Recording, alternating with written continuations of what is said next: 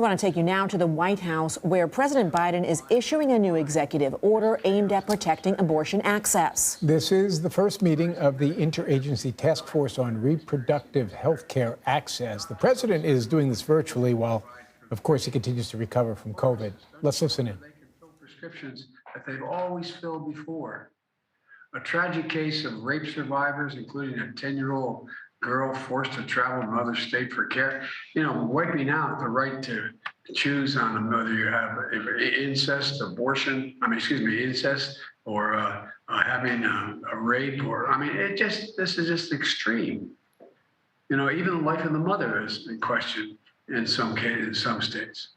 Republicans in Congress and their extreme MAGA ideology are determined to go even further, talking about nationwide bans that would outlaw abortion in every state under every circumstance, going after the broader right to privacy as well. But as I said before, this fight is not over.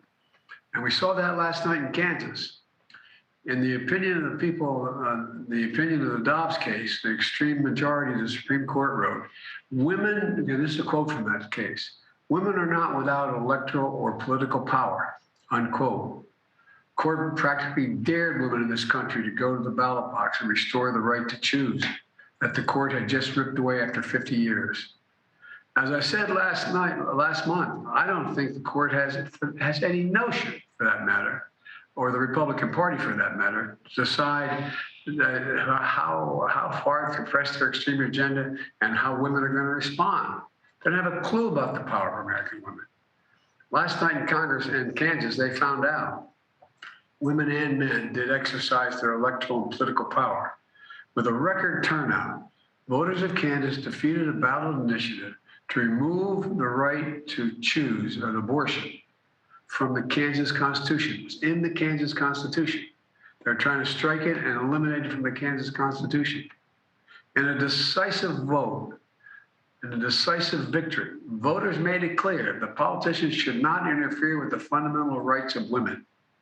And the voters of Kansas sent a powerful signal that this fall, the American people will vote to preserve and protect the right and refuse to let them be ripped away by politicians. And my administration has their back. No, today I'm signing the second executive order I'm about to sign that responds to the healthcare crisis that has unfolded since the Supreme Court overturned Roe and that women are facing all across America. Healthcare crisis is, it's hard for me to even understand how they think this. Healthcare crisis is women can't choose, can't get an abortion even in the case of incest, even in the case of rape. But it goes beyond that. There are a lot of women who take prescriptions prescribed by their doctors and have been taking for some time for other conditions, for arthritis, for epilepsy, for Crohn's diseases. And in many cases, these prescriptions are not being filled. Say a 25-year-old woman, her doctor prescribes medication for epilepsy, has been doing it for a while. She goes to the pharmacy. The pharmacist won't fill the prescription because the same medicine could also cause a miscarriage. So she's not getting the medicine she needs for her epilepsy, whether she's pregnant or not. The pharmacy has no right to do that. Just yesterday in Idaho, the Justice Department filed a lawsuit to make sure that pregnant women facing serious threats to their health can get the medical care they need in Medicare-funded emergency rooms. Under federal law, no woman, whether pregnant or not, no matter where she lives, should be turned away or denied necessary treatment during a medical crisis. The Justice Department stepped in to make sure that this extreme state law criminalizing abortion does not put women's health and lives at risk in these situations. This executive order also helps women travel out of state for medical care. Secretary Becerra is going to work with states through the Medicaid to allow them to provide reproductive health care for women who live in states where abortions are being banned in that state. The executive order makes sure healthcare providers comply with federal laws so women don't face delays or denials of medically necessary care.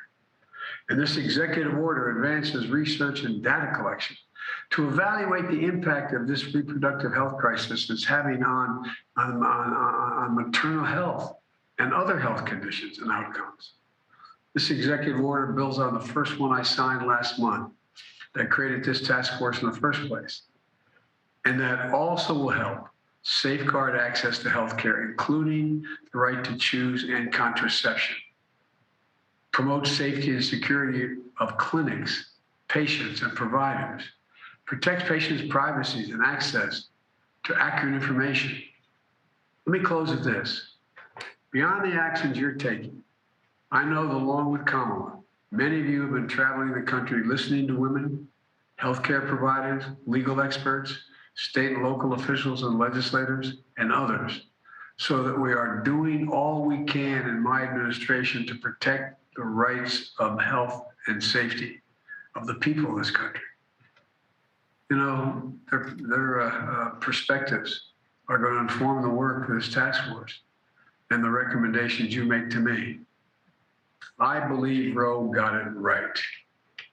It's been the law for close to 50 years. And I commit to the American people that we're doing everything in our power to safeguard access to health care, including the right to choose that women had under Roe v. Wade, which was ripped away by this extreme court. But ultimately, Congress must codify the protections of Roe as federal law. And if Congress fails to act, the people of this country need to elect senators and representatives who will restore Roe and will protect the right to privacy, freedom, and equality. I'll stop there and turn this over to the Vice President. There's so much more to say, but I'm anxious to hear from all of you. Thank you, thank you, thank you. Do I sign this order now?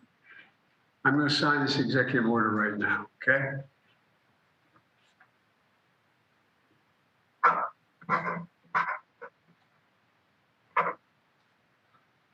Okay, folks, we got a lot of work to do, but Madam Vice President, I'm sure you can get it done, sitting there with all those folks. Thank you. I wish I were with you in person, quite frankly, but I'm getting there. You're on mute, I can't hear you. We feel your presence, Mr. President. Well, I wish I were there. Thank you.